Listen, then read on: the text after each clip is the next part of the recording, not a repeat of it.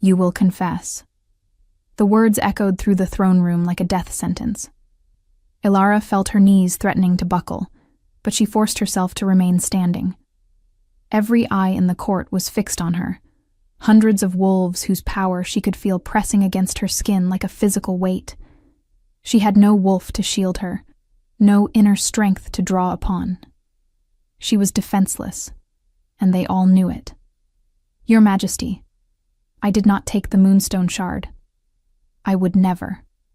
Her voice sounded small even to her own ears, a whisper against the storm of accusation that had brought her to this moment. Alpha King Theron Nightshade rose from his throne, and the temperature in the room seemed to drop 10 degrees. He was magnificent and terrifying, well over 6 feet of pure predatory grace, with eyes that gleamed like molten silver and hair as black as a moonless night. For 300 years, he had ruled the 5 kingdoms, and his power was absolute. The artifact was kept in the Honi restricted vault. Only 5 people have access to that vault. You are one of them. His voice was cold, clinical, as if he were discussing the weather, rather than her impending execution. The evidence is clear.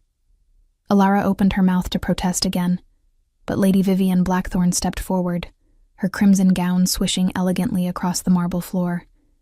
She was beautiful in the way that dangerous things often are, with sharp features and sharper ambition. As the king's chief advisor and rumored future queen, her word carried immense weight. "Your Majesty, perhaps mercy is warranted. She is just an Omega, after all.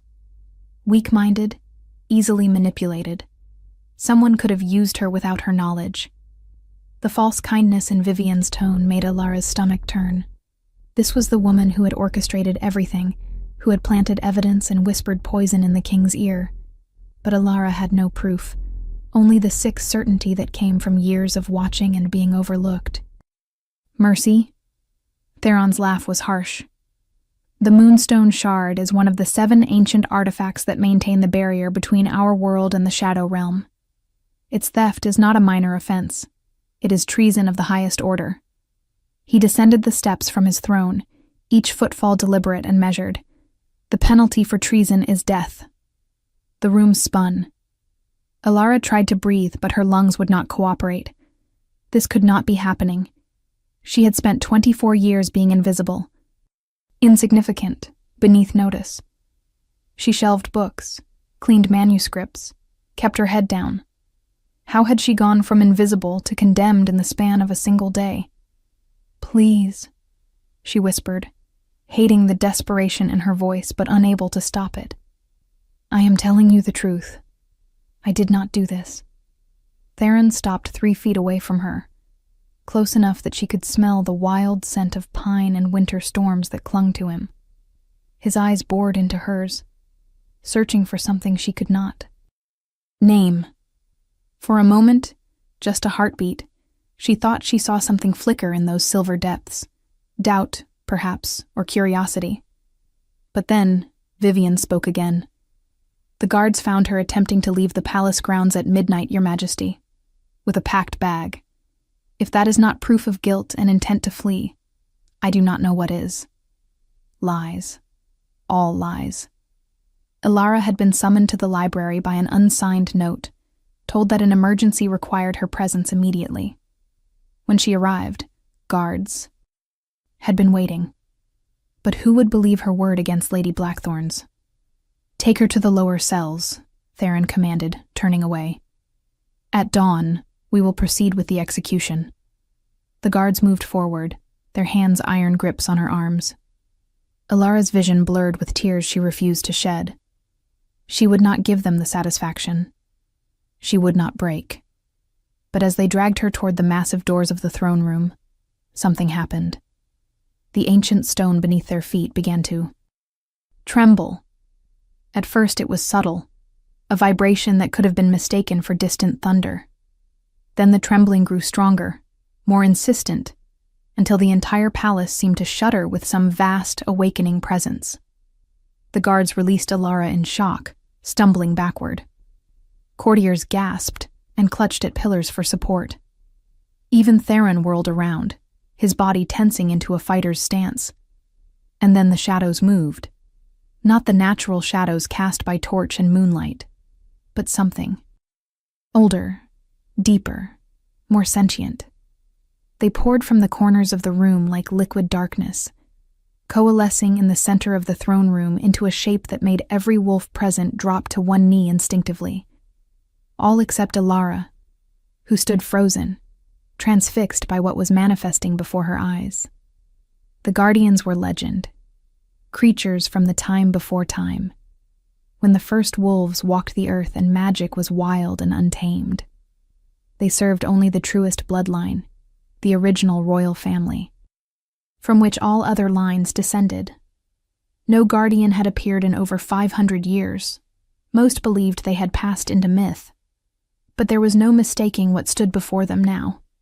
It was massive, easily 12 feet tall, with a body that seemed to be carved from living shadow and starlight. Its form was lupine but wrong. Too large, too ancient, with eyes that held galaxies and teeth that could rend reality itself. Power radiated from it in waves that made Alara's bones ache and her blood sing with a recognition she did not understand. The Guardian turned its immense head, surveying the room with those cosmic eyes. Every wolf it looked upon trembled. When its gaze passed over Theron, the Alpha King bowed his head, acknowledging the presence of something far older and more powerful than himself. Then the Guardian looked at Alara. Time seemed to stop. The air itself held its breath. And slowly, impossibly, the ancient creature lowered its massive head until its muzzle nearly touched the ground at her feet. The gesture was unmistakable. Submission, recognition, reverence. The throne room erupted into chaos. Courtiers shouted in confusion and fear. Guards drew weapons uselessly. Vivian's face had gone pale as death, her carefully constructed composure shattering. And Theron. Theron stared at Alara as if seeing her for the first time, his expression a complex mixture of shock, disbelief, and something that might have been awe. "That is impossible," Vivian hissed, recovering her voice. "She is nobody. An Omega. Wolfless. This must be some trick, some dark magic." But the Guardian remained bowed before Alara, waiting. She could feel something stirring inside her now, something that had been sleeping her entire life. It felt like waking up, like remembering something crucial she had forgotten. It felt like coming home. Theron raised his hand, and silence fell instantly. When he spoke, his voice was carefully controlled, but Alara could hear the undercurrent of shock beneath the surface. The Guardians bow to none save the bloodline of First Light, the original royal family, from whom my own line descended 10 generations ago. He took a step closer to Alara, his eyes never leaving her face. They cannot be compelled or deceived. Their recognition is absolute. "But she has no wolf," someone protested from the crowd. "She has no power. How can she be of the First Light?" The Guardian's growl was low and resonant, a sound that seemed to come from the earth itself. Several wolves whimpered and backed away. The message was clear. Do not question. Alara found her voice, though it shook. "I do not understand. I am just a librarian. I have never been anyone important." Theron studied her with an intensity that made her skin prickle with awareness. The First Light bloodline was thought extinct 3 centuries ago, wiped out in the Great Purge. If you carry that blood, someone went to great lengths to hide you. Understanding dawned in his silver eyes, and his expression hardened. And someone went to great lengths to ensure you would die before that truth could come to light. He turned to face his court, his voice ringing with authority. "The charges against Alara Thorne are hereby dismissed. She is under my personal protection until we determine the truth of her lineage. Anyone who harms her will answer to me directly." Vivian stepped forward, her composure recovered, but her eyes blazing with barely concealed fury. Your Majesty, surely you do not mean to grant such protection based solely on this. This could be a trick, an illusion. We should investigate thoroughly before making such declarations. Are you questioning the judgment of a guardian, Lady Blackthorn? Theron's tone was deceptively soft, but the threat beneath it was unmistakable. Vivian's jaw clenched. Of course not, Your Majesty. I merely advocate for caution. Your caution is noted. Theron turned back to Alara, and for the first time since she had been dragged before his throne, his expression softened slightly. Can you stand? Alara realized she was shaking, her entire body trembling with shock and the strange energy that continued to pulse through her veins. I think so. He held out his hand. She stared at it for a long moment, at the strength in those fingers, the faint scars that marked a warrior's life. Taking the hand of the Alpha King felt like stepping off a cliff into unknown territory. But the Guardian still waited at her. Feet, patient and eternal, and something in her chest urged her forward. She placed her hand in his. The moment their skin touched, electricity shot through her, so intense she gasped. Theron's eyes widened fractionally, and she knew he felt it too. This connection, this pull that defied explanation. The mate bond, a small voice whispered in the back of her mind. But that was impossible. Alpha Kings did not bond with powerless Omegas. Fate did not work that way. Except she was not powerless, was she? Not if the Guardian spoke true. Not if she carried the blood of the first light. Theron pulled her gently to her feet, his grip steady and warm. Come. We have much to discuss, and you are not safe in the open. He addressed his second in command, a stern-faced beta named Marcus. Seal the palace. No one enters or leaves until I give explicit permission. And find me High Scholar Aldrich. I need every record we have on the First Light bloodline and the Guardians. Marcus bowed. At once, Your Majesty. As Theron led Alara toward the private corridors behind the throne, the Guardian moved with them, its massive form flowing like smoke. She could feel the weight of hundreds of eyes on her back, sense the whispers already beginning. Her life had irrevocably changed in the span of minutes. Everything she thought she knew about herself had been a lie. The Omega who shelved books was gone. In her place stood someone she did not recognize, someone who commanded the respect of ancient powers, and had the Alpha King's protection. Someone people would want dead. If you are enjoying this story, do not forget to leave a like and subscribe to the channel for more emotional stories like this one. Theron's private study was a revelation of dark wood, leather-bound books, and weapons mounted on walls. It was masculine and powerful, much like the man himself. He released her hand reluctantly once they were inside, and Alara immediately felt the loss of his warmth. The Guardian settled in the corner, its form becoming less distinct, more shadow-like, but its presence remained palpable. Sit, Theron commanded, gesturing to a chair near the fireplace. When Alara hesitated, his expression softened marginally. Please, you have had a significant shock. Sit before you fall down. She sank into the offered chair gratefully. Her legs had been threatening to give out for the past 5 minutes. Theron poured something amber into a crystal glass and brought it to her.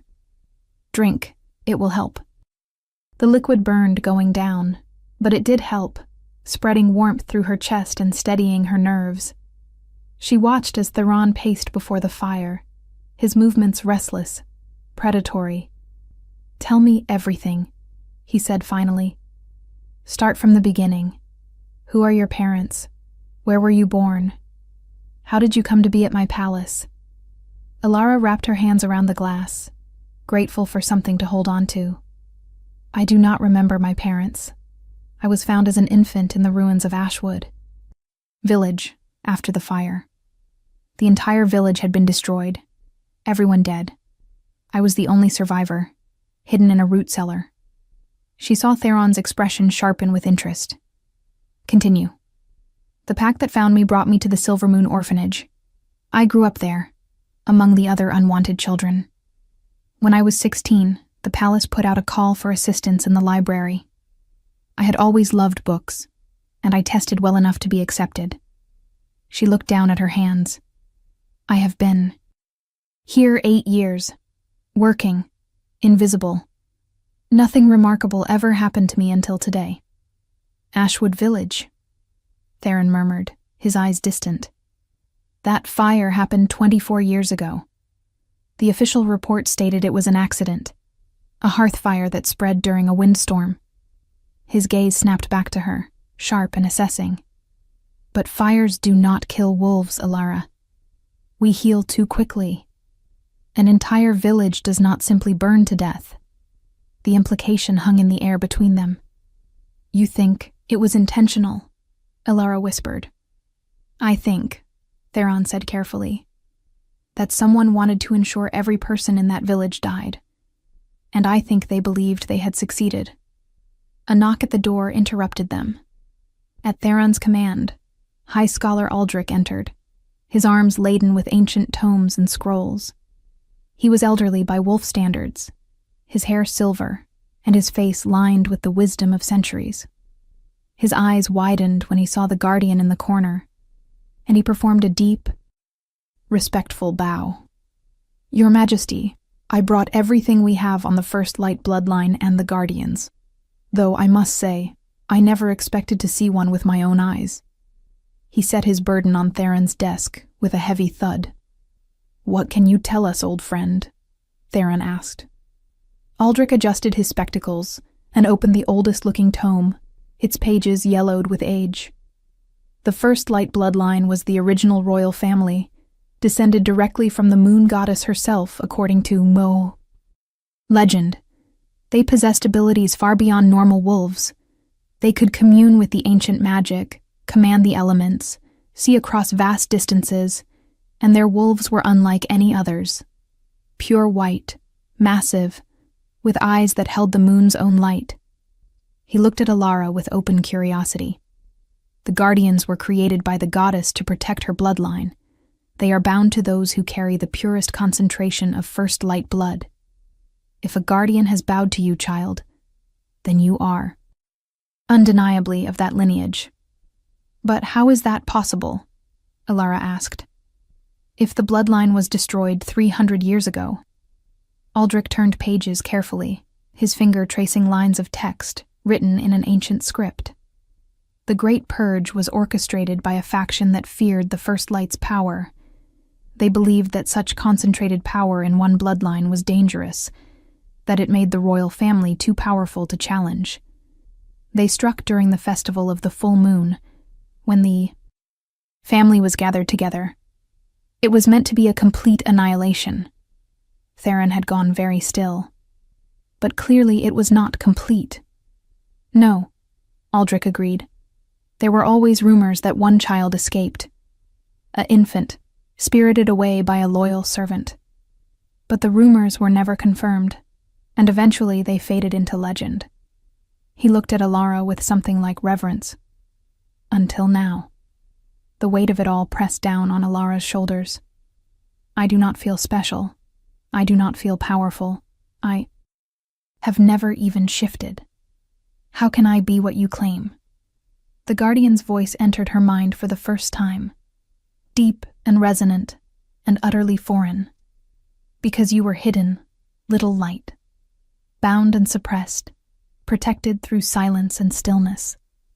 But protection can become a cage, and cages must be opened when the time comes. Alara gasped, her hand flying to her chest. It spoke to me, in my head. Theron exchanged a significant glance with Aldrich. The guardians rarely speak. Their words carry the weight of truth and prophecy. What did it say? She repeated the message, her voice shaking. Theron knelt before her chair, bringing himself to her eye level. The gesture was so unexpected, so unlike what she would expect from the most powerful alpha in the world, that she could only stare. Listen to me, Alara. If someone suppressed your wolf, if someone bound your power, it was to keep you alive. The same people who orchestrated the Great Purge would not hesitate to finish what they started if they knew you existed. His hand came up, hovering near her face but not quite touching. But you are not alone now. I will protect you. We will find out who did this and why.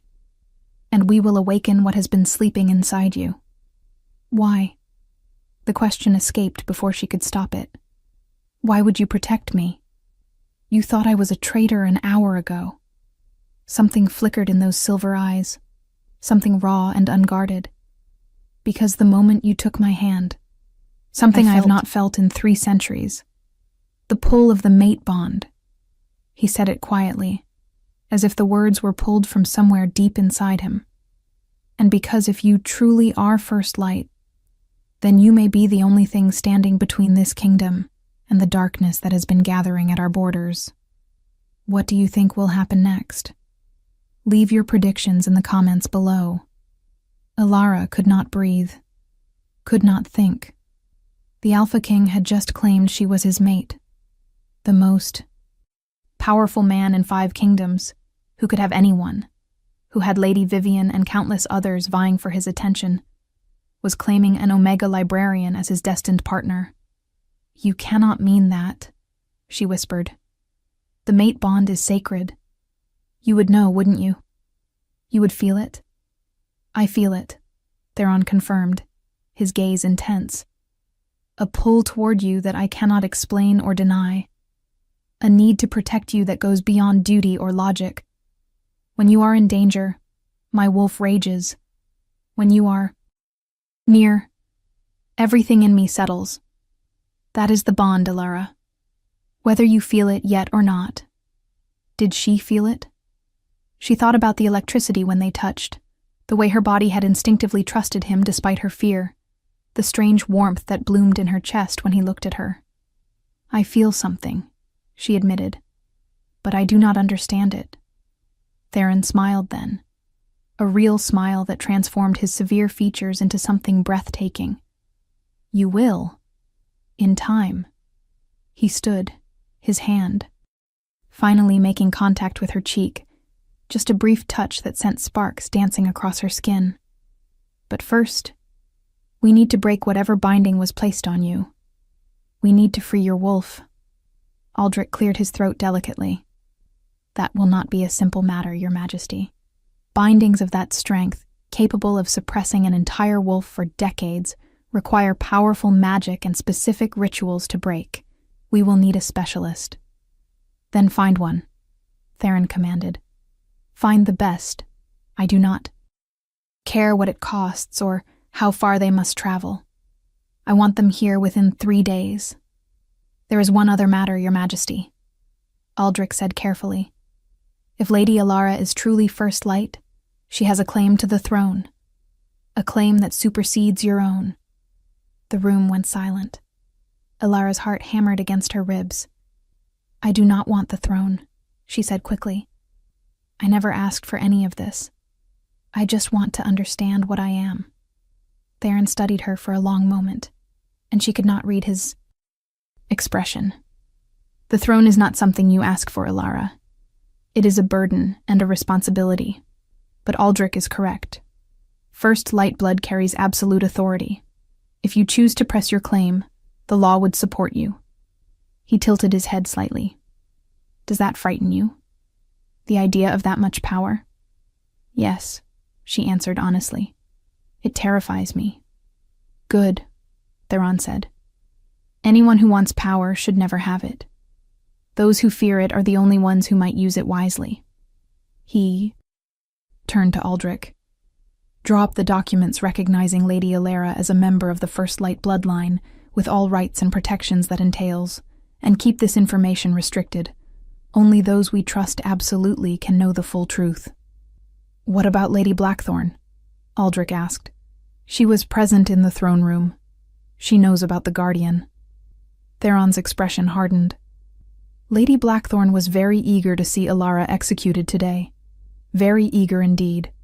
Have her movements monitored. Discreetly. I want to know everyone she meets with, every message she sends. He moved to the window, gazing out at the palace grounds below. Vivian is brilliant and ambitious. She has been positioning herself to become queen for decades. If she discovers that Alara's claim supersedes any power she might gain through marriage to me, she will become dangerous. Alara felt cold. You think she was behind the theft? Behind the attempt to frame me? I think, Theron said slowly, that the timing is remarkably convenient. An artifact is stolen, you are framed, and you would have been executed before anyone could question the evidence too closely.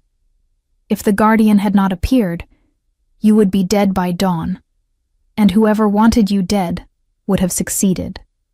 He turned back to face her, his expression grim. We are dealing with someone who knows what you are, Alara. Someone who has been waiting for an opportunity to eliminate you. The next 3 days passed in a blur of revelations and preparations. Alara was moved from her tiny servants' quarters to a suite in the royal wing, complete with guards stationed at her door at all times.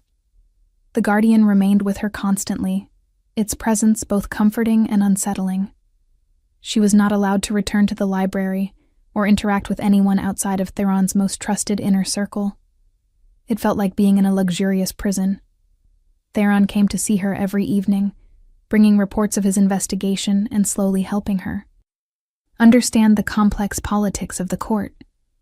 She learned that there were factions who resented his long rule, who whispered that 300 years was too long for one wolf to hold power. She learned about the Shadow Realm incursions that had been increasing along the borders, creatures of nightmare slipping through weak points in the barrier. She learned that the 7 ancient artifacts, including the stolen Moonstone Shard, were the only things maintaining that barrier. If all 7 are compromised, the barrier falls, Theron explained one night, sitting across from her in her new sitting room. And if the barrier falls, the Shadow Realm will pour into our world. Everything we know will be destroyed. Alara hugged her arms around herself. Why would anyone want that? Power, Theron said simply. There are those who believe they can control the shadow creatures, use them as weapons to reshape the world according to their vision. They are wrong, of course. The Shadow Realm does not serve. It only consumes. He leaned forward, his elbows on his knees. Whoever stole the Moonstone Shard is working toward the barrier's destruction. And they wanted you dead because they fear what you might become. What am I supposed to become? Alara asked softly. Theron's eyes met hers across the space between them, and the intensity there made her breath catch. A queen, a warrior, the salvation of us all. Or perhaps just yourself, fully realized and free. Does it matter? You are meant for more than shelving books and being invisible, Alara. That much is certain. Before she could respond, a knock at the door announced the arrival of the specialist Aldrich had summoned. Theron rose to admit a striking woman with silver-streaked dark hair and eyes that seemed to see too much. She wore robes covered in symbols that glowed faintly in the firelight. Your Majesty, she said with a slight bow. I am Magistra Senna, keeper of the old ways and breaker of bindings. You summoned me to see to a rather unique case. Theron gestured toward Alara. This is Lady Alara Thorne. We believe a powerful suppression binding was placed on her as an infant, preventing her wolf from emerging. Can you break it? Senna approached Alara slowly, her eyes roaming over her with an intensity that made Alara want to squirm. When she was close enough, she reached out and placed 2 fingers against Alara's forehead. Alara felt a surge of foreign energy, probing and searching. Senna gasped and stumbled backward. Theron caught her arm, steadying her. What is it? That is not just a suppression binding, Senna breathed, her face pale. That is a seal, a death seal, woven with blood magic and sacrifice. It was designed to kill her if she ever tried to shift or access her power. Her eyes were wide with horror and awe. Someone loved her very much to cast such a thing. It takes the caster's life to create a death seal. They sacrifice themselves to keep her hidden. The room seemed to tilt. Someone had died to protect her. Someone had given their life to ensure she would remain invisible, powerless, alive. Theron's hand found her shoulder, grounding her. "Can you break it safely?" "Yes," Senna said, though she did not sound entirely confident. "But it will be excruciating. The seal has been part of her for so long that removing it will feel like tearing away a piece of her soul. And when it breaks, everything it has been holding back will flood through her at once.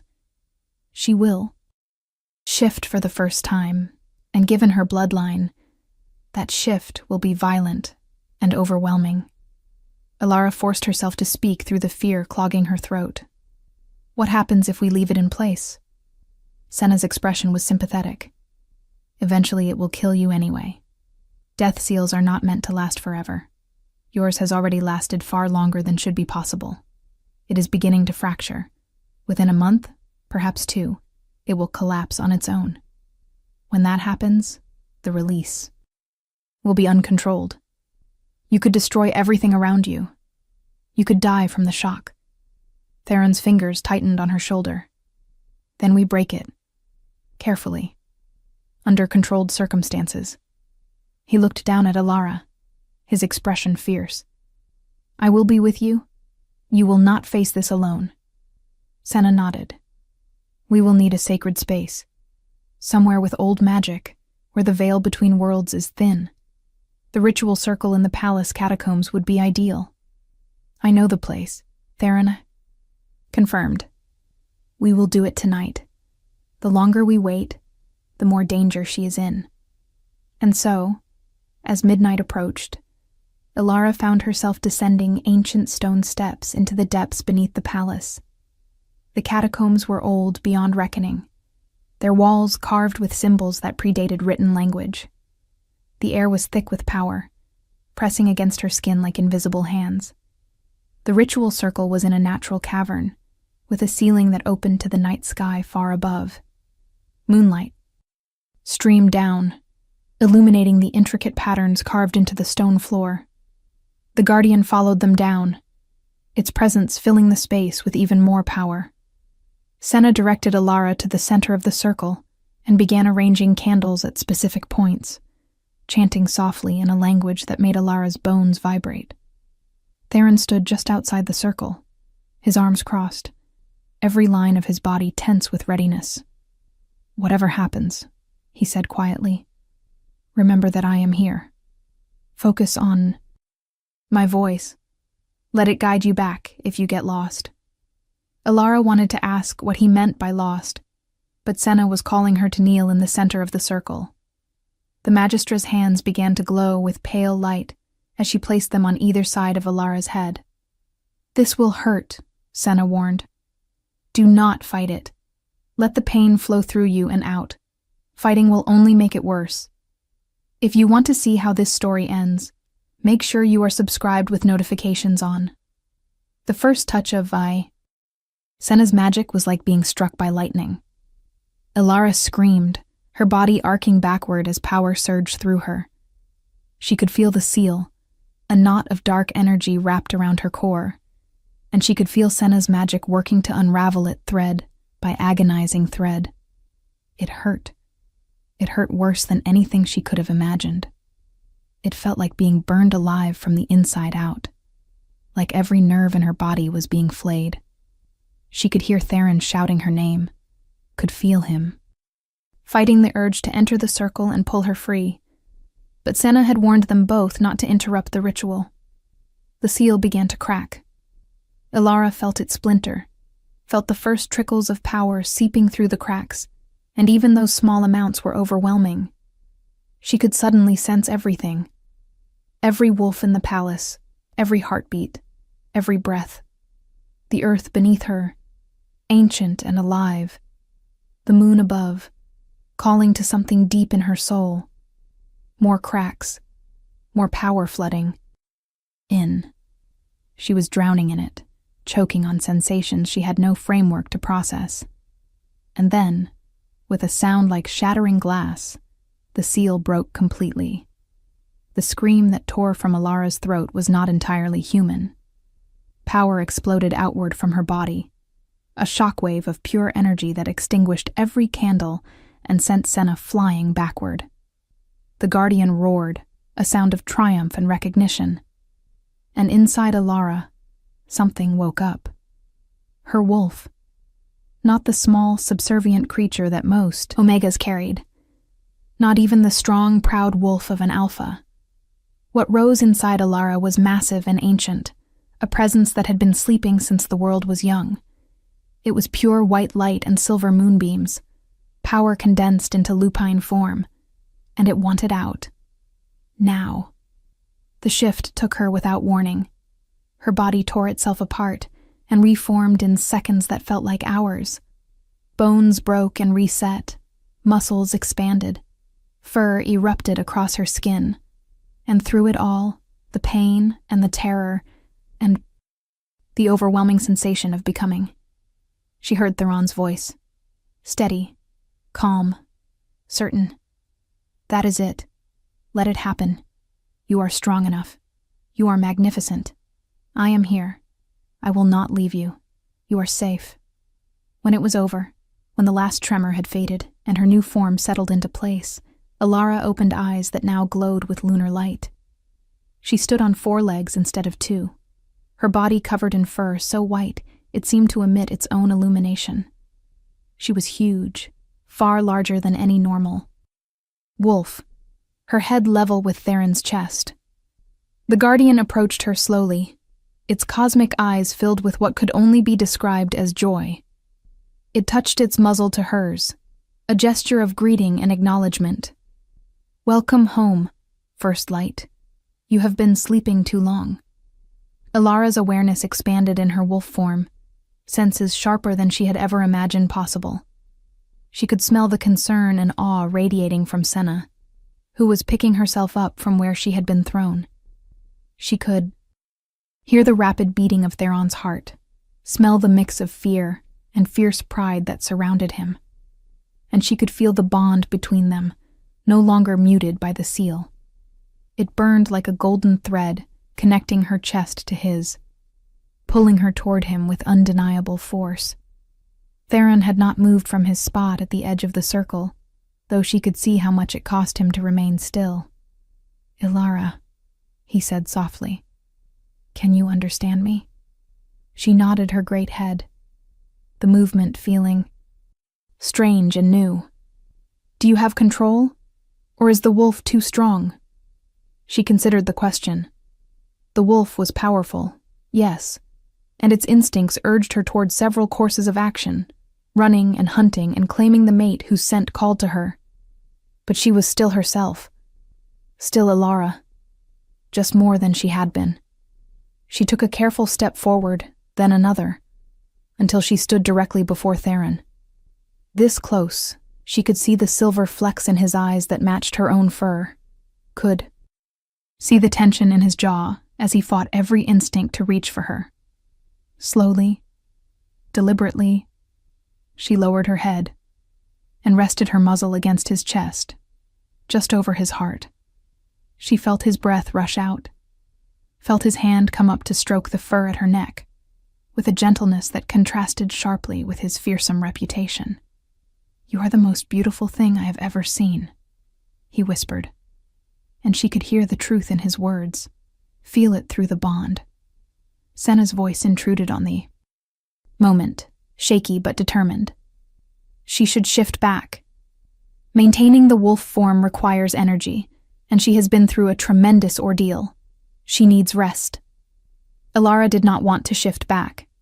In this form, everything made sense. She was strong and whole and complete. But she could feel the truth in Senna's words, the exhaustion pulling at the edges of her consciousness. She stepped back from Theron and concentrated on her human form, on the shape she had worn for 24 years. The shift back was easier than the first change, though still uncomfortable. Within moments, she stood on 2 legs again, naked and shivering in the cool air of the catacombs. Theron had already removed his cloak and wrapped it around her shoulders before she could fully register her vulnerability. He pulled her against his side, and she went gratefully, too tired to care about propriety or the fact that she was essentially unclothed beneath the cloak. "Can you walk?" he asked. "I think so." But when she tried to take a step, her legs buckled. Theron caught her easily, sweeping her into his arms as if she weighed nothing. "Sleep," he commanded, his voice using just a touch of alpha influence to help her obey. "I have you. You are safe." Ilara's eyes were already closing, the exhaustion too powerful to fight. The last thing she heard before darkness claimed her was the guardian's voice, distant and satisfied. The first light rises, and the darkness trembles. She woke in her bed in the royal wing, sunlight streaming through the windows. For a moment she thought it might have been a dream, some fever-induced hallucination. But then she felt it. Her wolf, curled contentedly in her mind, a presence that was both foreign and intimately familiar. She could feel the power humming beneath her skin, vast and waiting. And she could feel the bond, that golden thread connecting her to Theron, telling her exactly where he was. In the sitting room, just beyond her bedroom door. She could hear him, speaking with someone, his voice low and serious. With her new senses, she could make out every word despite the closed door. "The council is demanding an explanation, Your Majesty," Marcus was saying. "Every wolf in the palace felt that surge of power last night. They know something significant happened. They will be told what they need to know," Theron replied. "Lady Ilara's heritage is confirmed. She is First Light, and she will be formally recognized as such. That will cause problems." Another voice interjected. "Lady Blackthorn. Of course she would be here. The old families will see her as a threat to the established order, and if she chooses to press her claim to the throne, then she has every right to do so," Theron cut her off sharply. "The law is clear, Vivian. First Light supersedes all other bloodlines." There was a pause, charged with tension. When Vivian spoke again, her voice was carefully controlled. "Of course, Your Majesty. I merely point out the political complications. Perhaps a marriage alliance might smooth the transition. Unite the bloodlines officially." Ilara's wolf growled at the suggestion, a possessive rumble that reverberated through her chest. She was on her feet and through the door before she consciously decided to move. All three of them turned to look at her, Theron's eyes lighting with relief and something hotter, Marcus looking respectful and curious, and Vivian's expression carefully blank. "Lady Ilara," Theron said, moving toward her. "You should still be resting. I have rested enough." She was surprised by how steady her voice sounded, how much confidence had seeped into her bearing overnight. The Omega who shuffled through corridors with her head down was gone. In her place stood someone who had faced her own transformation and survived. "I heard what you were discussing." Vivian's smile was polite and cold. "Then you understand the delicate political situation your emergence has created. The stability of the realm depends on careful management of such revelations." Ilara met her gaze directly, and something in her expression made Vivian take an involuntary step backward. "What I understand, Lady Blackthorn, is that someone in this court wanted me dead. Someone who knew what I was and saw me as a threat. Someone who orchestrated the theft of an ancient artifact and framed me for it, knowing I would be executed before the truth could come to light." The room went utterly silent. Vivian's face had gone pale, but her composure held. "Those are serious accusations. Do you have proof?" "Not yet," Ilara admitted, "but I will find it. And when I do, whoever is responsible will face justice." She turned to Theron, feeling the bond pull her toward him like gravity. "I need to learn to control my wolf, to understand my powers. Someone is working to bring down the barrier between our world and the Shadow Realm, and if I am supposed to be part of stopping that, I need training." Theron's Expression was approving, almost proud. Agreed. I will work with you personally. Your wolf is unlike anything I have encountered, but the principles remain the same. He glanced at Marcus and Vivian. We will continue this discussion later. Leave us. Marcus bowed and left immediately. Vivian hesitated, her eyes darting between Alara and Theron with barely concealed calculation. Your Majesty, about the marriage alliance. Perhaps we should discuss. There will be no marriage alliance. Vivienne. Theron's voice was flat, final. My mate has been found. The bond is recognized. Any discussion of political marriages is now irrelevant. Vivienne's mask slipped for just a moment, fury and something darker flashing across her features. Then she smiled, a brittle, dangerous expression. Of course. How wonderful for you both. Congratulations. The word dripped with venom. She swept from the room, her posture rigid with barely controlled rage. When they were alone, Theron turned to Alara. That was risky. If Vivian is involved in the conspiracy, you just showed your hand. Let her know I am watching, Alara said. Let her know I am not the helpless Omega she tried to have killed. Maybe it will make her nervous enough to make a mistake. Theron studied her for a long moment. Then a slow smile spread across his face. You are full of surprises, Lady Alara Thorne of the First Light. He offered his hand. Come. If we are going to teach you to harness your power, we should start now. The moon is in a favorable phase, and your wolf will be close to the surface. She took his hand, that now familiar electricity sparking between them. What exactly will this training involve? Pain, frustration, a lot of falling down, and hopefully by the end of it, control over the extraordinary gift you have been given. He pulled her closer, his other hand coming up to cup her cheek. But I will be with you every step. That is a promise. Standing there, feeling the bond hum, between them and her wolf purring with contentment at his nearness, Alara felt something she had never experienced before. Hope. Not just for survival, but for a future she could not yet imagine. A future where she was powerful and protected, where she belonged, where she was seen and valued, where she was loved. I am afraid, she admitted quietly. Good, Theron said, echoing his words from days ago. Fear keeps you cautious. Cautious keeps you alive. He leaned down, his forehead resting against hers.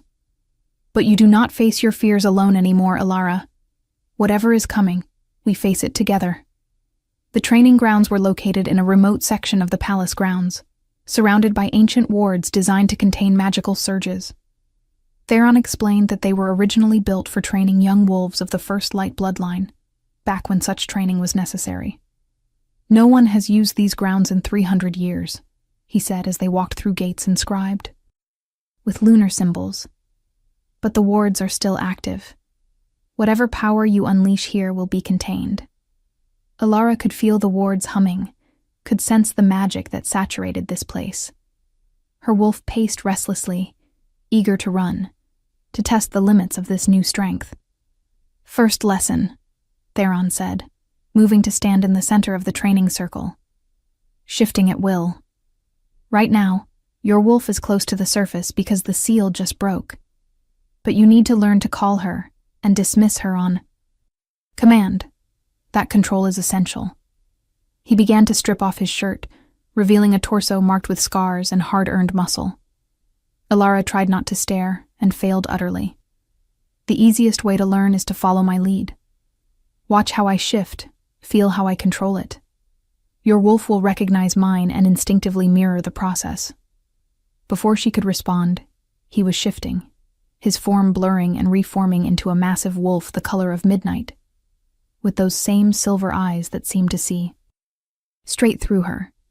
He was huge, an alpha in every sense of the word, radiating power and control. Then he sat, patient, waiting for her to follow. Alara closed her eyes and reached for her wolf. The creature surged forward eagerly, wanting out, wanting to run with the magnificent male before them. But Alara held on, trying to control the pace, to guide the shift, rather than being overwhelmed by it. It was like trying to hold back a waterfall. The shift took her, faster than last night, but still chaotic. When she opened her eyes again, she was on 4 legs, her senses exploding with input. Theron's wolf approached her slowly, his movements graceful and deliberate. He circled her once, assessing, then nudged her shoulder with his muzzle. "Run with me." The command came through the pack bond, enhanced by their mate connection. Let your wolf remember what she was born to do. And they ran. Through the training grounds, through the forest beyond, 2 wolves racing beneath the afternoon sun. Alara had never felt so free, so powerful, so utterly alive.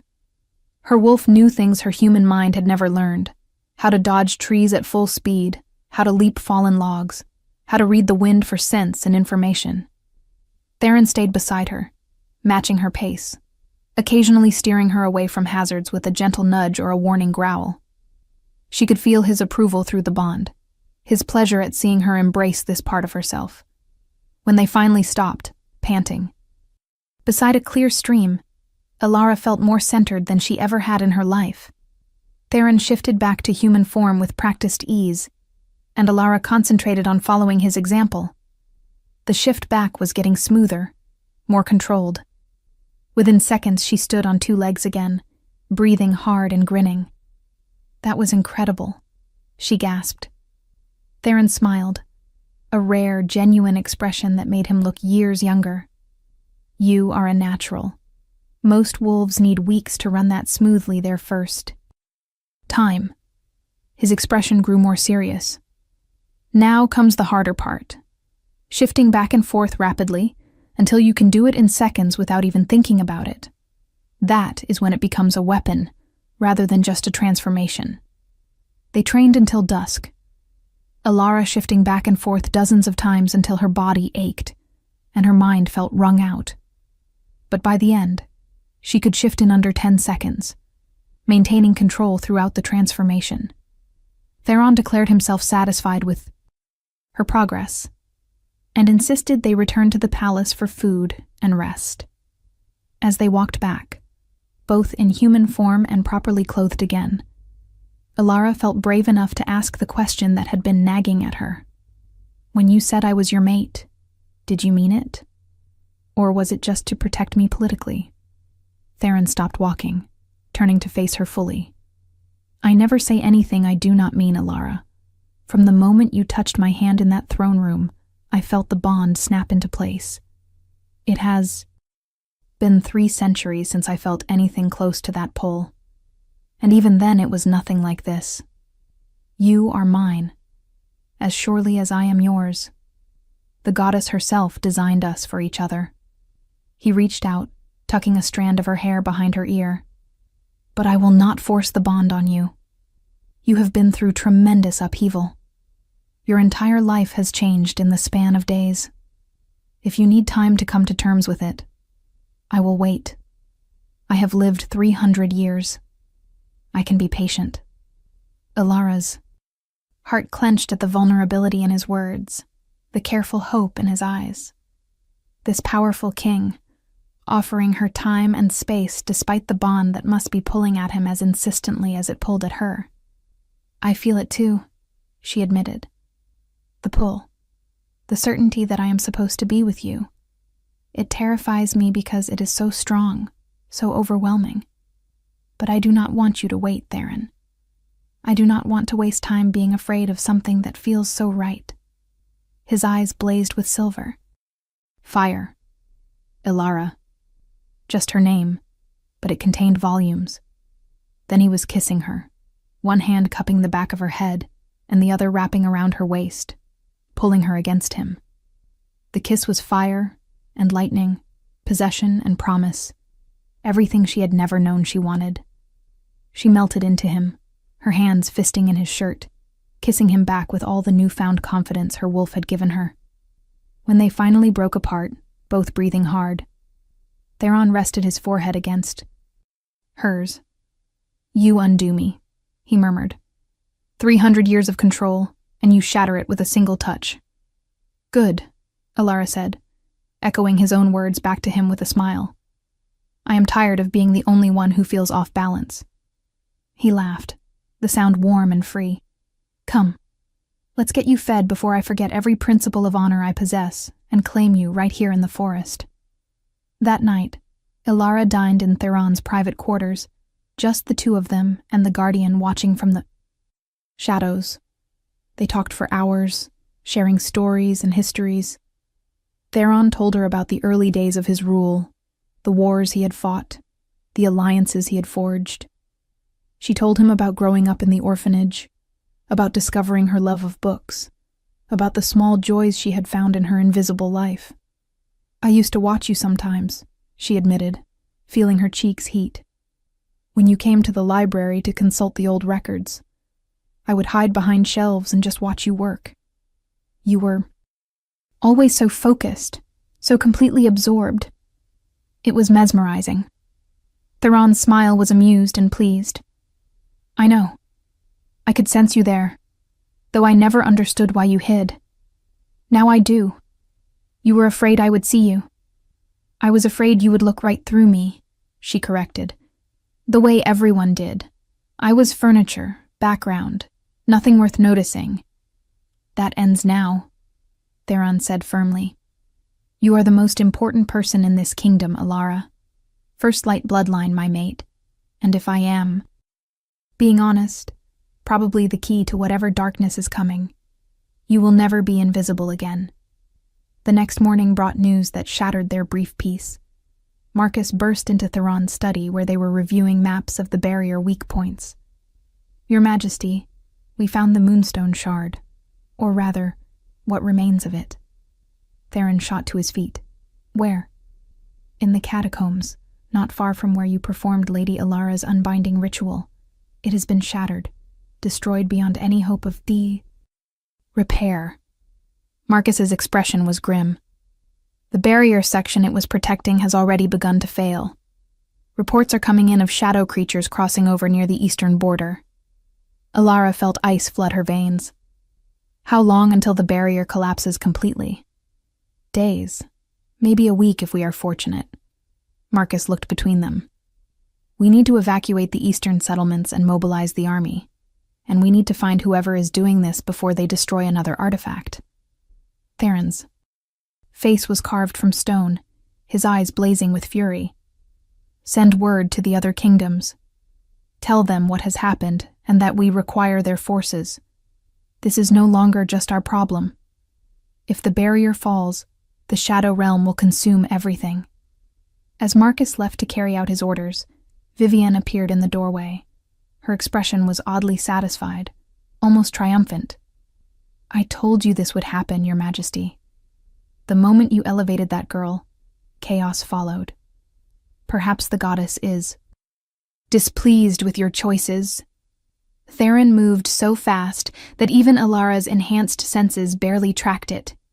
He had Vivienne pinned against the wall, his forearm across her throat, before she could even gasp. "Choose your next words very carefully, Lady Blackthorn. You are dangerously close to treason." Vivienne's eyes were wide, but there was no fear in them, only cold calculation.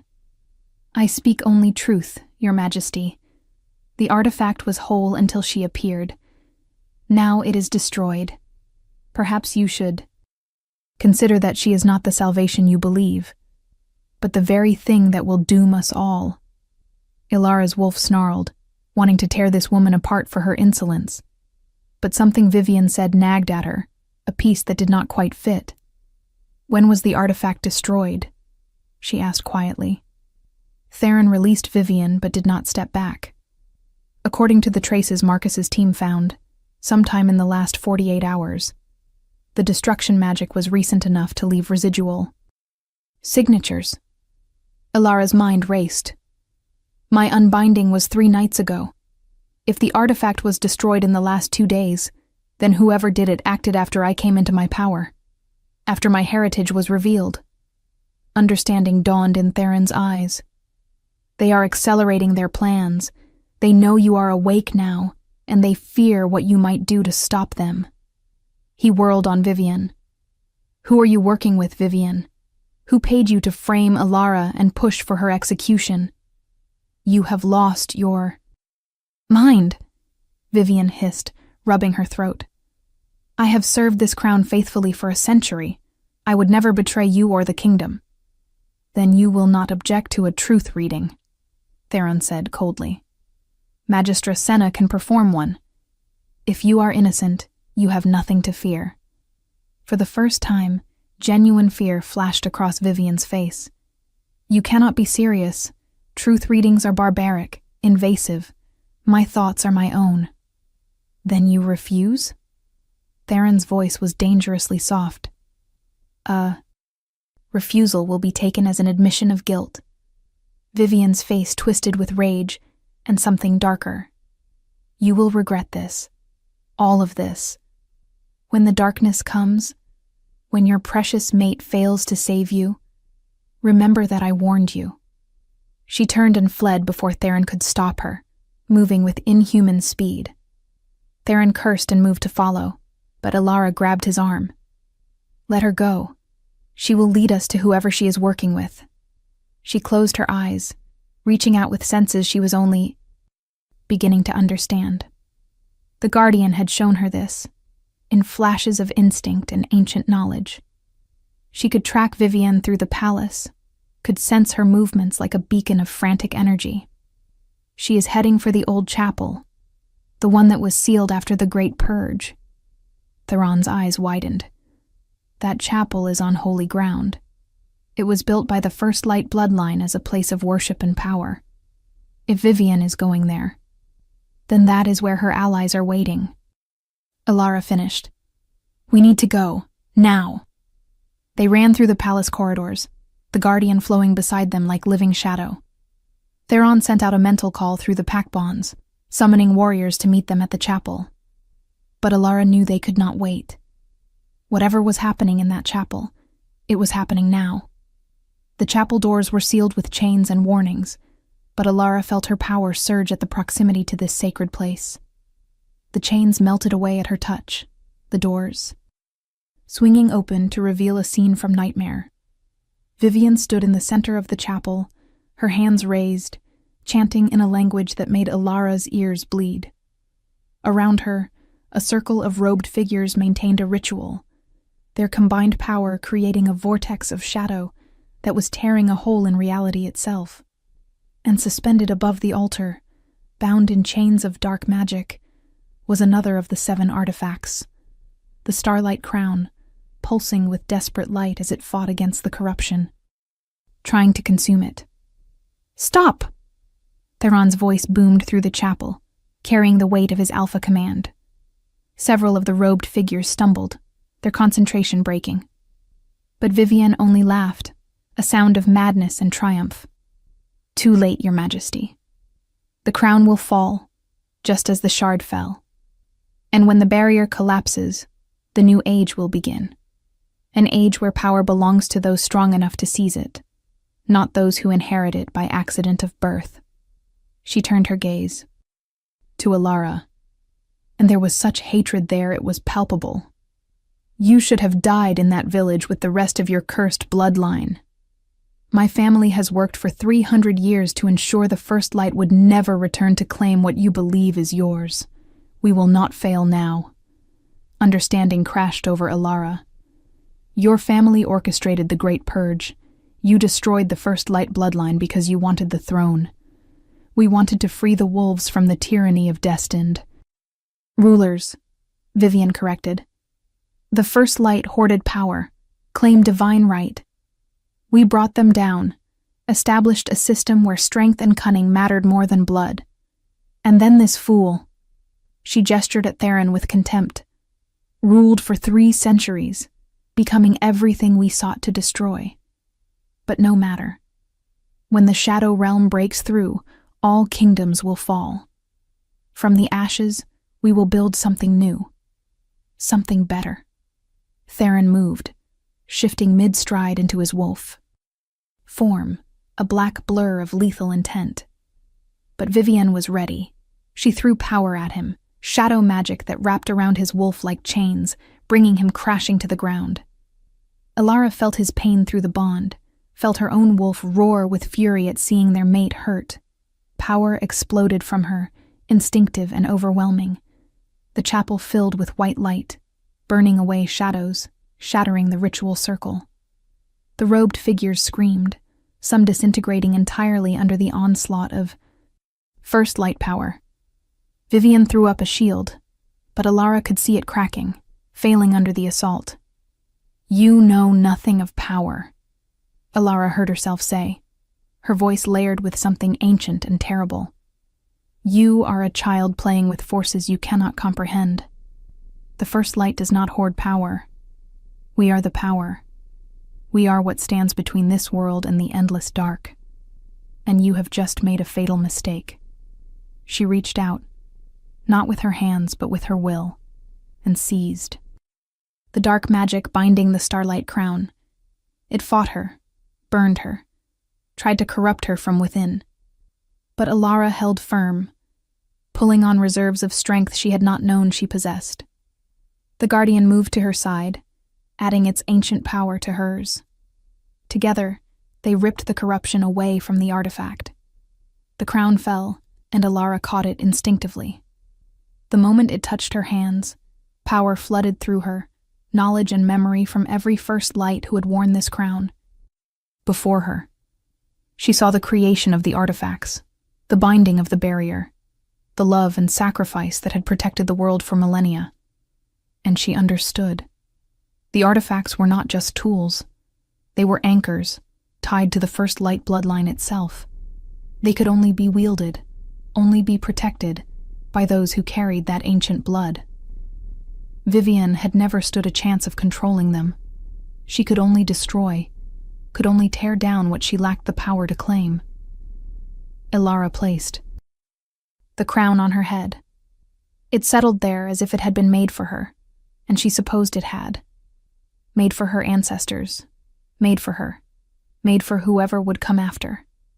The power of it sang through her veins, connected her to the other artifacts scattered across the kingdoms, showed her the gaps in the barrier and how to seal them.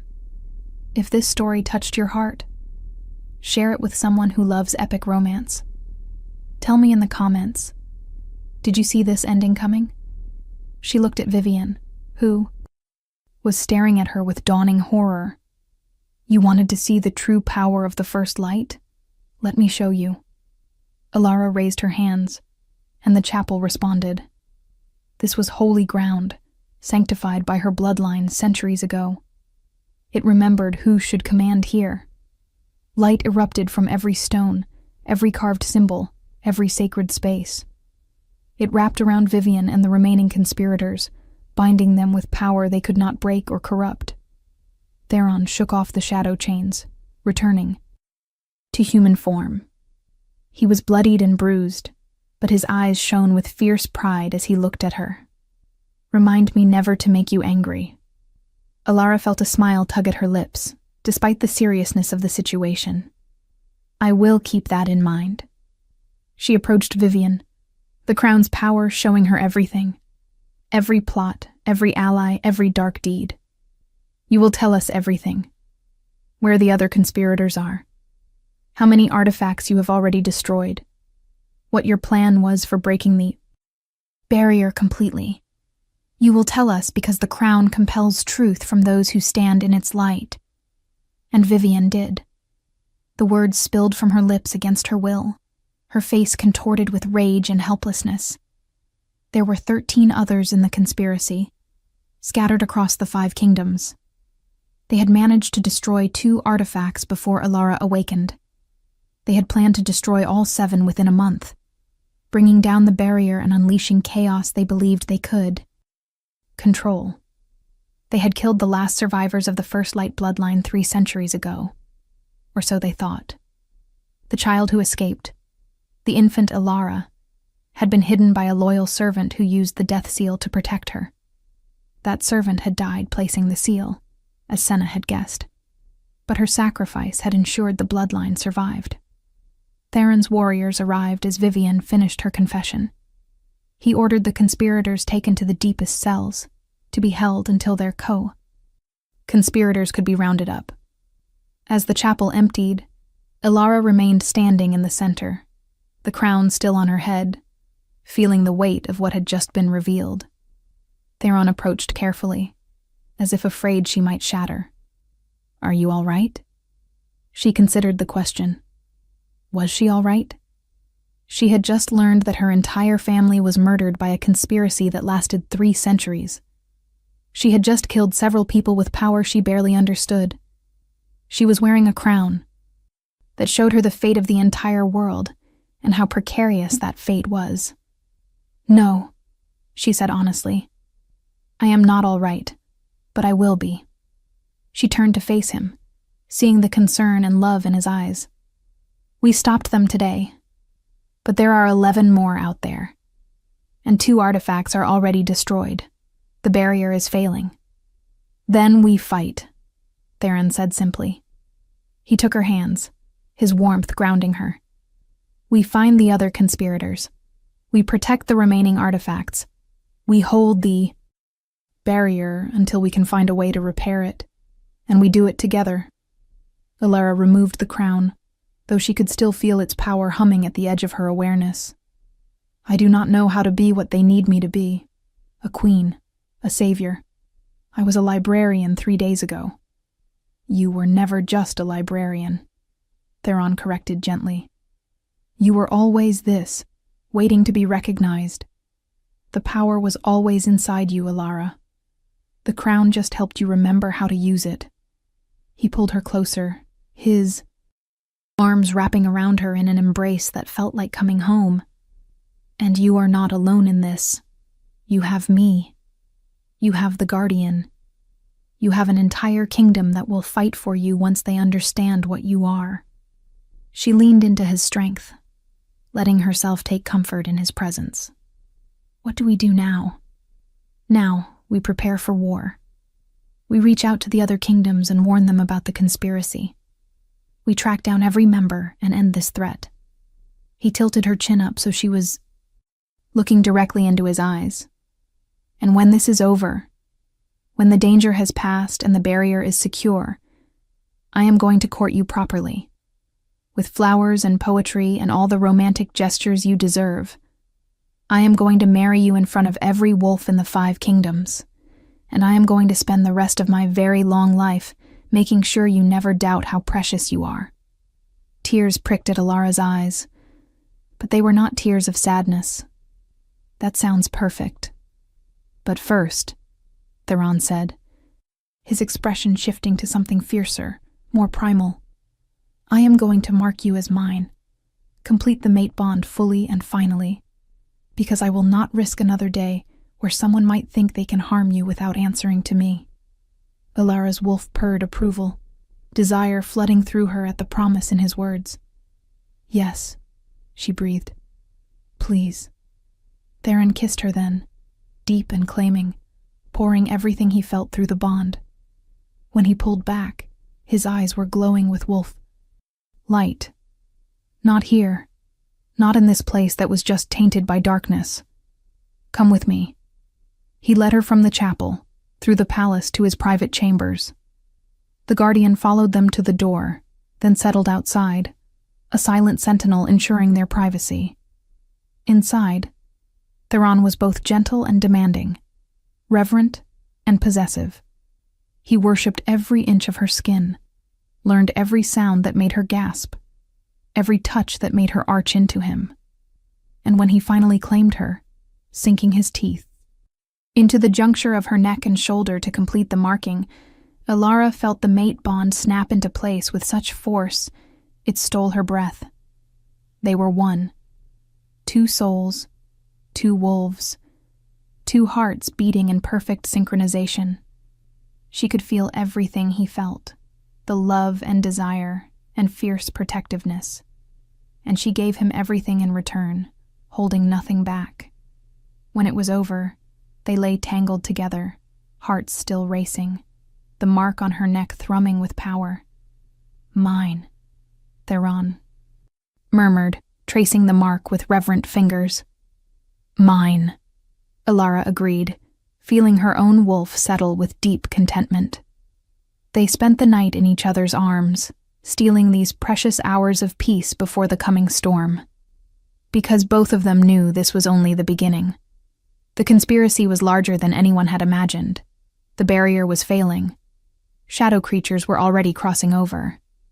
But as dawn broke, painting the sky in shades of gold and rose, Elara felt something she had not felt in years. Hope. She was no longer invisible, no longer powerless, no longer alone. She was First Light. She was the Alpha King's mate. She was the one who would stand against the darkness, with the most powerful wolf in 5 kingdoms at her side and an ancient guardian at her back. Let the conspirators come. Let the shadows gather. She had been hidden and suppressed for 24 years, her power bound by those who feared what she might become. But the chains were broken now. The wolf was free, and Elara Thorn was done hiding. The weeks that followed were a whirlwind of activity. Theron sent emissaries to the other 4 kingdoms, warning them of the conspiracy and requesting an emergency council. Magistra Senna worked with Elara daily, teaching her to harness the crown's power without being overwhelmed by it. Marcus coordinated with warriors from across the realm, building an army to defend the weakening sections of the barrier. And Elara spent every free moment in the Ukiyo library, poring over ancient texts about the artifacts and the First Light bloodline. She discovered that her ancestors had not just protected the barrier, but actively maintained it through ritual and magic. The artifacts were designed to function with First Light power channeled through them. Without someone of the bloodline to maintain them, they would eventually fail on their own. That was why the conspirators had been so desperate to eliminate her. With her death, the artifacts would have become inert within a generation. The barrier would have fallen, and their vision of a new world could be realized. But she was alive, and she was learning. The Council of 5 Kingdoms met in Theron's throne room, a gathering that had not occurred in over a century. Alpha King Darius of the Western Kingdom was ancient and stern, his hair white as snow. Alpha Queen Seraphina of the Southern Kingdom was beautiful and cunning, her reputation as a strategist preceding her. Alpha Casimir of the Northern Kingdom was young and aggressive, having only recently taken his throne, and Alpha Queen Morgana of the Eastern Kingdom, where the barrier had first failed, looked tired and desperate. Elara stood beside Theron's throne, wearing the starlight crown and a gown of silver that caught the light with every movement. She had insisted on being present despite some protests that this was a matter for ruling alphas. Theron had simply stated that she outranked everyone in the room by blood, and that had been the end of the discussion. "The barrier is failing," Queen Morgana began without preamble. "Shadow creatures are crossing over nightly in my territory. We have lost 3 villages already. My warriors fight them back, but for every one we kill, 2 more appear. It is the same along our northern border," Casimir added grimly. "These are not mindless beasts. They are organized, strategic. Someone is directing them. The same someone who orchestrated the destruction of 2 artifacts," Theron said. He gestured to Marcus, who presented the evidence they had gathered. Names, dates, connections. The conspiracy web stretched across all 5 kingdoms. Several of the counselors paled as they recognized names. Queen Seraphina leaned forward. "You are saying this conspiracy has members in every kingdom?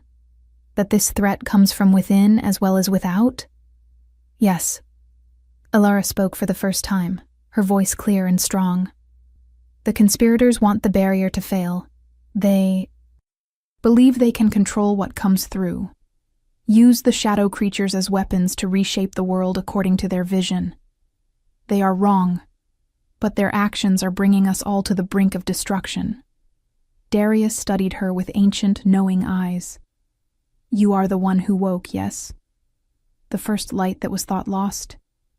I am Elara Thorn, last of the First Light bloodline, and I am the only one who can restore the artifacts and maintain the barrier." She felt Theron's support through the bond, his confidence in her bolstering her own. "But I cannot do it alone. I need time to learn, resources to work with, and protection while I am vulnerable. The conspirators will come for me. They must, because as long as I live, their plan cannot succeed." "What do you propose?" Serafina asked. Ilara took a breath. This was it, the moment she stepped fully into her role. "I propose a unified defense. Pool our resources, our warriors, our knowledge. Seal the borders where the barrier is. Weakest and hunt down every conspirator before they can destroy more artifacts. And I will journey to each artifact's location, restore what I can, and strengthen what remains. You ask us to put aside centuries of autonomy, to place our trust in a girl who was unknown days ago," Casimir said, though his tone was more curious than hostile. "Why should we?" "Because the alternative is the end of everything we know," Theron said coldly. "The Shadow Realm does not discriminate. It will consume us all equally. Set aside your pride, Alpha Casimir. This is not about politics or power plays. This is about survival." The room was silent for a long moment. Then Morgana stood. "I pledge my kingdom's support. My people are dying. If the First Light can save them, I will give her whatever she needs." One by one, the others stood as well, pledging their support. Even Casimir, though he did so with visible reluctance. Ilara felt the weight of their expectations settle on her shoulders like a physical thing. But Theron's hand found hers under the table, squeezing gently. Together, his touch reminded her. They would face this together. The plan was set in motion immediately. Warriors from all 5 kingdoms converged on the weak points in the barrier, holding the line against incursions. Theron's network of spies began systematically tracking down conspirators, bringing them to justice one by one. And Ilara began her journey to the 5 remaining artifacts, Theron and the Guardian, always at her side. The first was the Lunar Blade, kept in the Western Kingdom's highest tower. When Ilara touched it, she felt its power recognize her, flowing into her and through her. She channeled her own power back, repairing cracks in its structure, reinforcing the magic that held it together. The process left her drained, but the blade shone with renewed strength. The second was the Eclipse Mirror, hidden deep in the Southern Kingdom's desert. This one fought her, its power corrupted by proximity to a breach in the barrier. Shadow magic had seeped into it, trying to twist it into something dark. Ilara had to fight for control, her First Light power burning away the corruption inch by agonizing inch. She nearly lost herself in the battle, her consciousness fragmenting under the assault. But Theron's voice reached her through the bond, anchoring her, reminding her who she was. She emerged victorious, the mirror cleansed and restored. But the cost left her unconscious for 2 days. The 3rd and 4th artifacts went more smoothly, though each took a toll. By the time they reached the 5th, the Flameheart kept in the Northern Kingdom's volcano fortress. Ilara was exhausted to her core. "You need to rest," Theron argued as they approached the fortress. "You are pushing yourself too hard, if you collapse." "If I rest, more people die," Ilara countered. "Every day the barrier weakens, more villages fall. I can rest when this is done. And if you burn yourself out? Before you finish? If you die trying to do this alone?"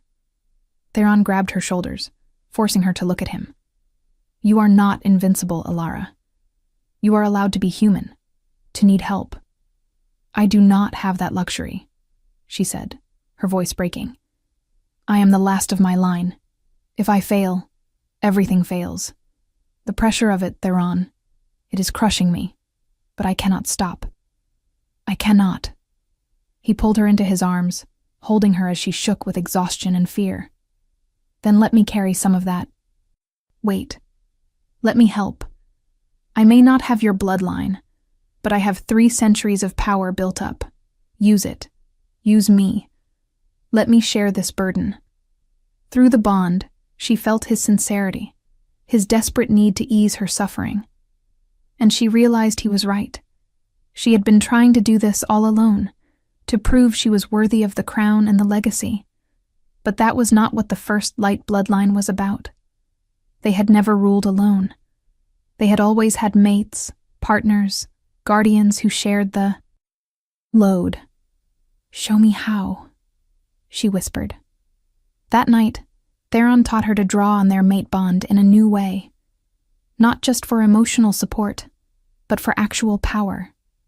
Their bond was a conduit, allowing them to share strength and magic. It was intimate and overwhelming, like nothing Alara had ever experienced. When she approached the flame heart the next day, she was not alone. Theron's power flowed through the bond, supplementing her own. The guardian added its ancient strength. Together, the three of them restored the artifact, and this time Alara did not collapse. She stood tall, the flame heart blazing with renewed power in her hands. 4 artifacts restored, 3 to go. But the conspirators were not idle. As Alara's group traveled toward the 6th artifact, the storm pearl kept in an island fortress. They were ambushed. 20 wolves fell upon them in the darkness, all bearing the mark of the conspiracy. They were skilled warriors, trained specifically to kill. The battle was brutal. Theron fought with the fury of a mated male protecting his chosen, his massive black wolf tearing through enemies with savage efficiency. The Guardian was a force of nature, its cosmic power rendering attackers into shadows and dust. And Alara, wearing the starlight crown and wielding power she was only beginning to understand, became something legend would speak of for generations. She did not shift to her wolf. She fought in human form, light blazing from her hands, the crown amplifying her power 1,000-fold. She unmade the conspirators, broke their dark magic, left nothing but ash in her wake. When it was over, when the last enemy had fallen, Alara stood in the center of devastation, breathing hard, the crown glowing so brightly it was almost painful to look at. Theron approached her carefully. "Alara, you can power down now. They are gone." She looked at him, and for a moment he saw something in her eyes that made his blood run cold. Power without limit, ancient barely and restrained. terrible. Then she blinked, and she was Alara again, his mate, exhausted and shaken. "I could have killed them all with a thought," she whispered. "I felt it, the power to simply erase them from existence. It would have been so easy.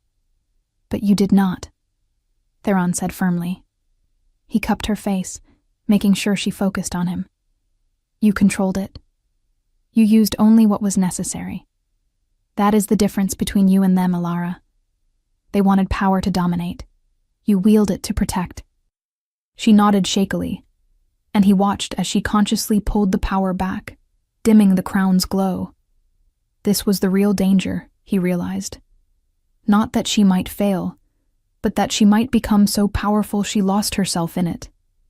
He would have to watch for that, anchor her to her humanity through the bond. They reached the Storm Pearl 3 days later. The restoration went smoothly, and with Theron's power to supplement her own, Alara felt in control throughout the process. 5 artifacts restored, 2 to go. But the 7th artifact, the Dawn Stone, was missing. It had been in the Eastern Kingdom's care, but when they arrived at its vault, they found only destruction. The conspirators had struck while they were traveling, destroying the Dawnstone before it could be restored. Queen Morgana was devastated. "It was my responsibility. I failed." "No," Alara said, studying the remnants of the artifact. "They timed this perfectly. Waited until they knew we could not reach it in time." This was strategic. She knelt among the shattered pieces, feeling the fading magic within them. An idea formed, desperate and dangerous. "I can rebuild it." Theron's head snapped around. "What?" The crown shows me the pattern, the original structure. If I can gather enough power, channel it precisely enough, I can forge the artifact anew." She looked up at him, knowing what she was about to ask. "But it will take more power than I have. More than you and the Guardian together can provide. I will need to draw on the other 4 artifacts simultaneously." Magistra Senna, who had been traveling with them, paled. "That has never been done. The strain of channeling that much power through a single vessel could kill you. It could burn you out from the inside." "I know," Elara said quietly. "But what choice do we have? If the Dawnstone is not restored, there will be a permanent weak point in the barrier. Eventually it will spread, corrupting the other artifacts. Everything we have done will be for nothing." Theron was shaking his head before she even finished. "No, there has to be another way." "There is not. You know there is not. This is what I was born for, Theron. To protect the barrier, whatever the cost." She stood, taking his hands in hers. "I need you to trust me, to believe that I can do this and survive." "It is not about trust," he said hoarsely. "It is about the fact that I just found you. I just claimed you as mine. I am not ready to lose you." "Lose me." "You will not." She pulled him down until their foreheads touched. "I am stronger than you think, stronger than I think, and I will have you anchoring me. The bond will keep me grounded, keep me from being consumed by the power. I believe that. I need you to believe it too." She felt his internal struggle through the bond, his terror of losing her warring with his faith in her strength. Finally, he nodded. "Tell me what to do." They prepared for 3 days. Senna drew intricate ritual circles, created wards to contain the power surge, enlisted the help of the strongest witches in the Eastern Kingdom to maintain the protective barriers.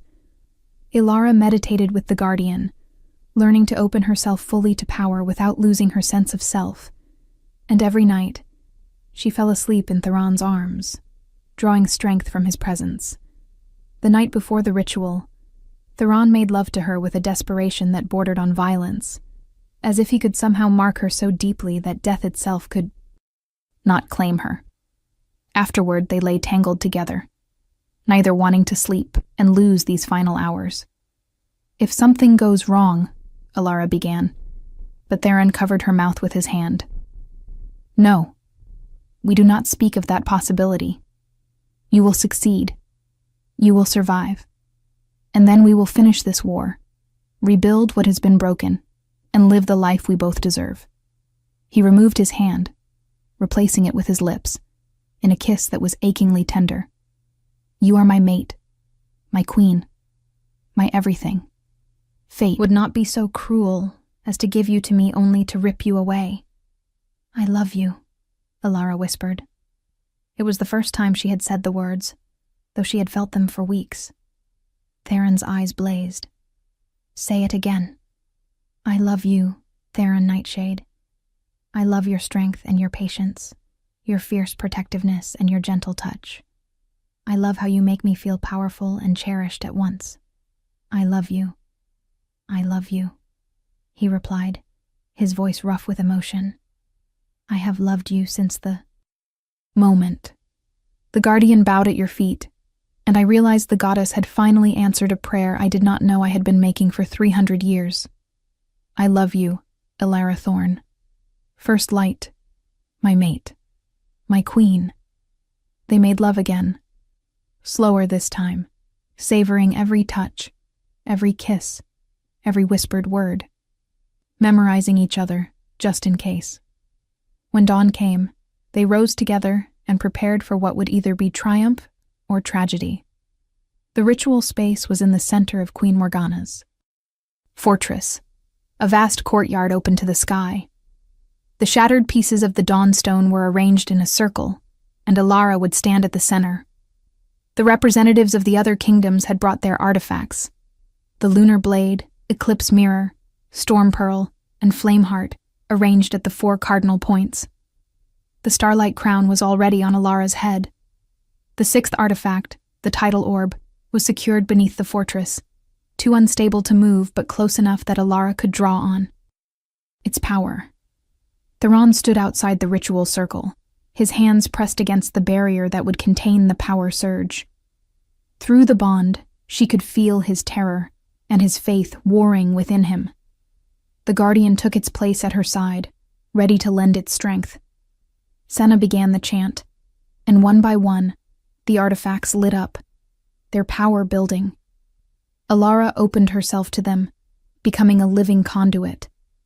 Pain hit her immediately, searing and absolute. It was like being struck by lightning. Continuously, every nerve in her body screaming protest. But she held on, pulling the power through herself, shaping it with her will. She reached for the pattern the crown showed her, the original structure of the Dawnstone. It was complex beyond imagining, layers upon layers of interwoven magic and intent. She began to weave, pulling strands of power from each artifact and braiding them together. The pain increased exponentially. She could feel herself starting to fracture, her consciousness splitting under the assault. The power wanted to consume her, burn her to ash and scatter her to the winds. But then Theron's voice cut through the agony, through the chaos. His voice through the bond, steady and certain. "You are Alara Thorn, first light, last of your bloodline and first of a new age. You are my mate, my queen, my heart. You are not alone. I am here. I am anchoring you. Come back to me. Always come back to me." She seized onto that voice like a lifeline, used it to remember who she was beneath the power. Slowly, painfully, she regained control. The pattern became clearer. Her weaving grew more confident.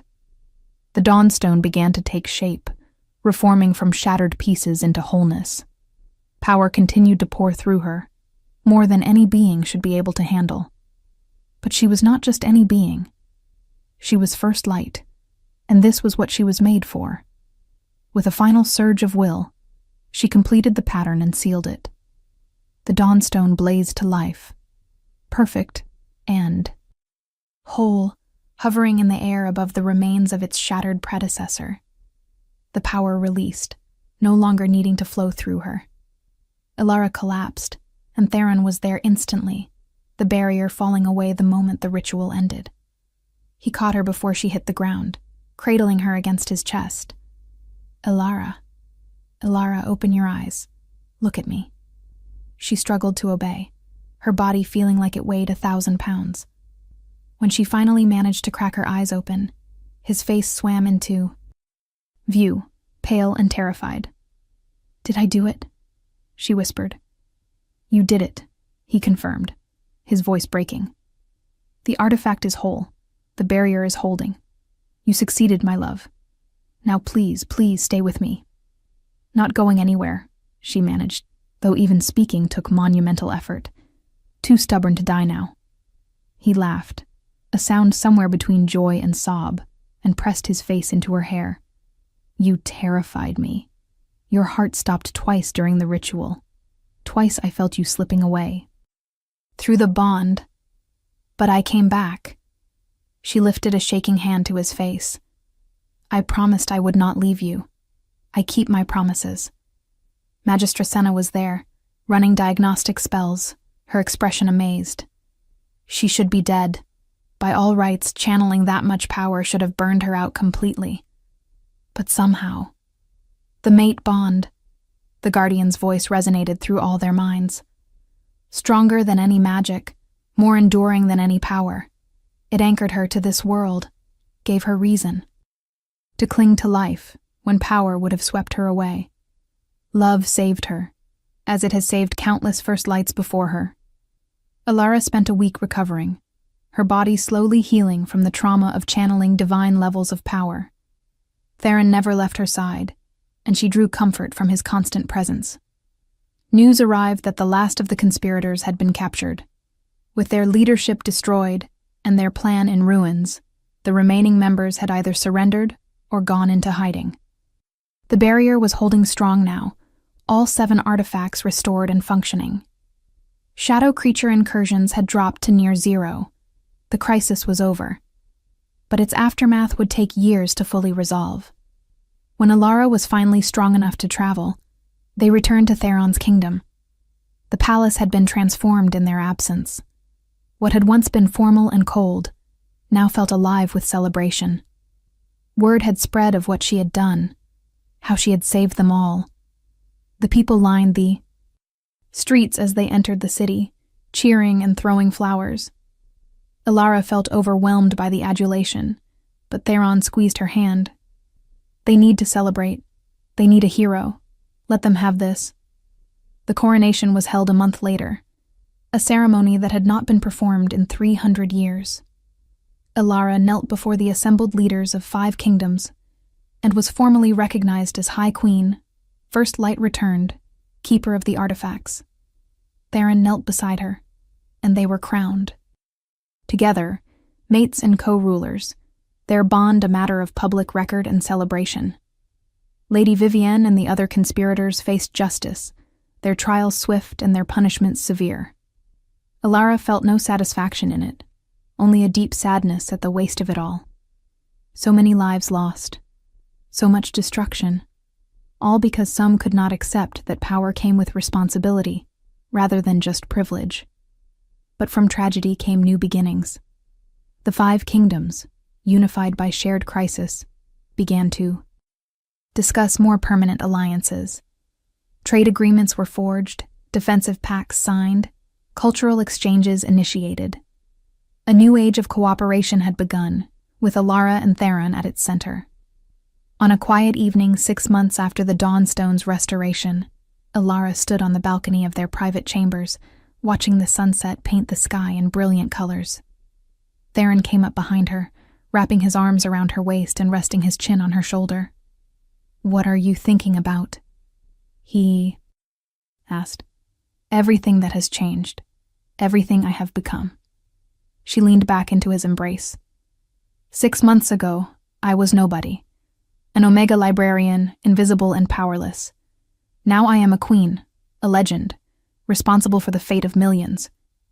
Does it frighten you still? Sometimes, she admitted. But mostly I feel grateful.